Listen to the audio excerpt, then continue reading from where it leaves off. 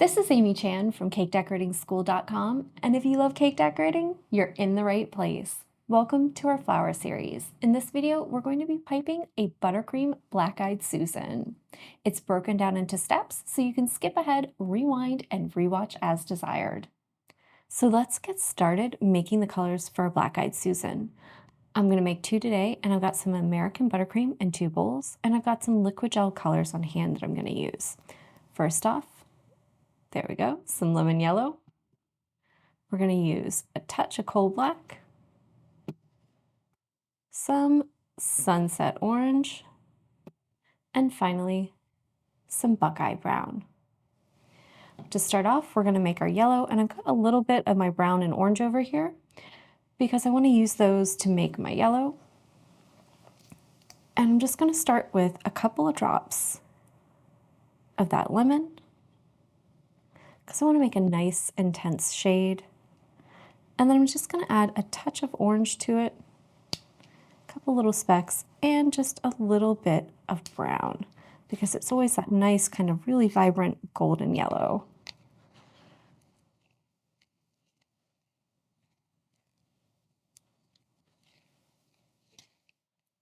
Just get that mixed around and check it out. And we can adjust it if we need to. I think this is going to be great. You can see that's mixing around, it's coming together. We have a really nice shade there. I think maybe just a little bit more orange and we will be absolutely perfect for our petals.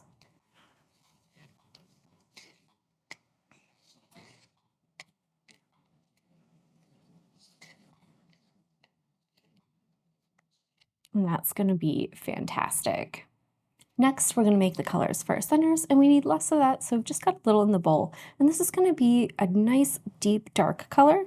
So I'm going to go with 1 black to start with and 2 brown. I want kind of a nice mahogany brown, something that's close to but not quite black. That's going to be a beautiful color for the centers of these flowers.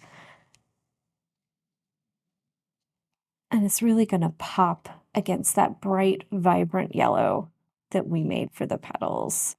So just a couple of drops and a little color is enough to make a really nice, deep, dark shade. Especially once given some time, it'll really develop and really have a nice, rich color to it. And that's perfect. That's a nice, dark mahogany color already. It's really going to deepen up and do nice things in the center of our flowers. We're using 2 12-inch decorating bags for this flower. One fitted directly with the tip and the other one with a coupler so we can change tips. For our bag of brown, we're using it with a number 5 and also with a number 2. And for our yellow, we have it fitted directly with a 104 tip. So we're going to do 3 different techniques to create our black-eyed Susans, and the first is a disc. And for this, I'm going to have to show it to you on the nail, but things to keep in mind: we want the tip flat against the surface, the fat end is towards the middle, and we're going to hold it in place with the back of the bag out towards 3 o'clock and just squeeze and spin to create these little discs. They're going to act as supports for our flowers. For the petals on this one, we're also going to use that 104, and we're going to create what I call loop-shaped petals. They're like our J shape, but the beginning part is a little longer, and we're going to start about halfway through the length of our petal, go up and out, and then pull back, versus the regular J shape where we start squeezing and then just pull back. So let's do a regular J first and then do a loop. So with our regular J, we're going to squeeze and then pull back, and it makes kind of a nice wedge-shaped petal. With our little loops, we're trying to get a little motion and a little bit of an arc or a curve to the end versus just that kind of flat, blunt end. And we're going to start then about halfway back, so not quite at the center, just a little bit out. We're going to pull out, if it'll connect for me. We're going to pull out and loop back over. And that's going to give us a slightly different look to our petal. So just a nice little subtle difference. You can see it's a little fatter, a little more like an elongated teardrop, and a little less like a wedge. And it has a tiny bit more of a curve to the end. It'll be a little easier to do these and see the difference when we actually go in our flower and we're piping on that surface. But it's just a slightly different type of petal, and it's a nice one to have in your toolkit. And finally, we're going to do some dots. We use both a number 5 and a number 2, and I'm going to show you with a number 5. You just want to make sure you are up off the surface, and we're going to squeeze, let the frosting connect, and build up a nice full dot. Stop squeezing and circle around to finish it off. And so essentially what we're going to do is one large dot and cover it with a bunch of smaller ones to create our centers. So let's talk about how we use those techniques to build our Black-Eyed Susan blossom.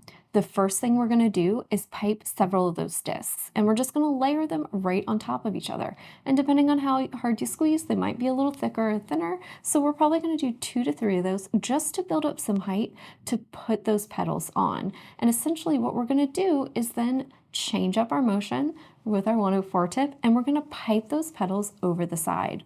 So I'm going to start kind of at the edge of the top of those discs, pull down, and then back up and over towards the center. And that's going to give us this feel of a convex flower, right? It's going to be domed, and those little petals are going to look like they're hanging down and hanging off. So the higher you go with your discs, the more of a dome you're going to get. So just keep that in mind. And you can kind of play with the height on some of them to create some variation in your flowers, which is really lovely and nice.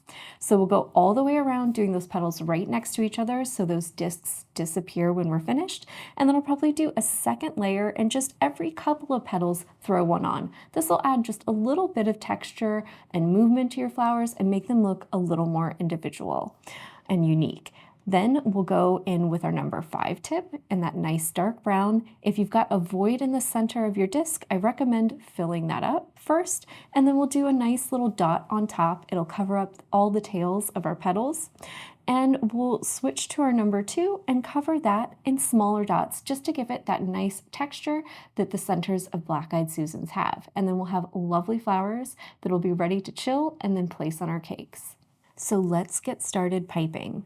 We've got our petal tip here, got the fat end towards the center, skinny end out. I'm just going to pull it out a tiny bit away from the center, and I'm going to start piping, just laying flat on that surface. And you can see it's a slightly larger disc. Oh, there we go. And it's got just a little bit of a void in the center. And since that's not too much volume, we're going to keep going and just put at least one more on there. We want to create some height, and I think 2 will probably do it. You can see now that gives us a little bit of height to create that domed look to those petals with, and that's going to look really nice. So let's start piping some petals. And you'll notice we're going to be away from the center a little more, so about halfway through the length of our petal. We're going to start and just go out, let it go down, and pull back. And the first one is always a little awkward on these. And once you get going, you start layering them on, it'll get just a little bit easier. So back and loop over. Second one goes on like a charm. And just keep going until you get all the way around.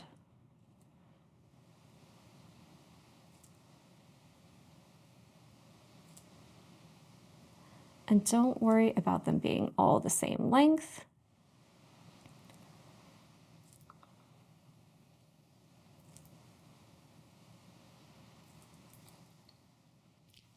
We just want to kind of pull towards a nice little center point.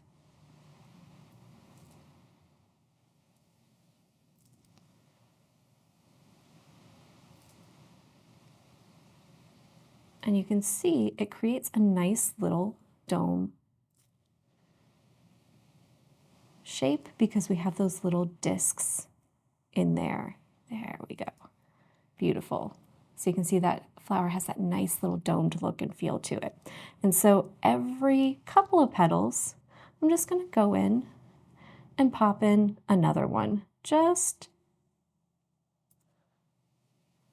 to give it kind of a second layer, and you can see that kind of helps some of them kick out, gives it a nice little kind of messy look and feel. And you don't have to do very many, I'm just going to do a couple. So probably 4 or 5 as a second layer, just to kind of create some height and some variation. And so it's not too kind of toy soldier stiff and static. You can see we've got a little void in the center that we'll fill in, and then we'll do our centers with the brown. So we've got our brown with our number 5 tip. I'm just going to sink it down in there and give it a little bit of a squeeze just to fill up that area. That way we have a nice solid surface to pipe our dot on. And then I'm going to come on top, hovering up above, give myself a nice big squeeze, and create a beautiful dot. And to finish it off, I'm going to cover my dot I created with my number 5 with smaller ones that I'm going to make with my number 2. I like to start down at the bottom, hold your nail at whatever angle works. I find working right close to myself when I'm doing these little dots is best. And I'm just going to go all the way around the bottom and kind of work in concentric circles until I get to the middle. And they don't have to be absolutely perfect dots. We just want to create a little texture on the top of this so that it's not just one solid dark mass in the center. By creating some texture on the surface, you give a little bit of a different, I don't know, angle for the light to play off of, and it gives it that nice little realistic feel, like a flower center. And there we have a beautiful black-eyed Susan. That's all for this lesson. If you enjoyed this video, try checking out some of our other tutorials in our flower series. If you have any ideas, questions, or suggestions, we would love to hear from you in the comments section. If you enjoyed this video and you'd like more about the cake decorating materials and equipment we use, or just some inspirational videos about cake decorating itself, you can follow us on Insta or YouTube at Cake Decorating School. If you'd like to know more about yearly membership and what it entails, you can go to www.cakedecoratingschool.com for more information. And if you're interested in these products, you can check the links in the description.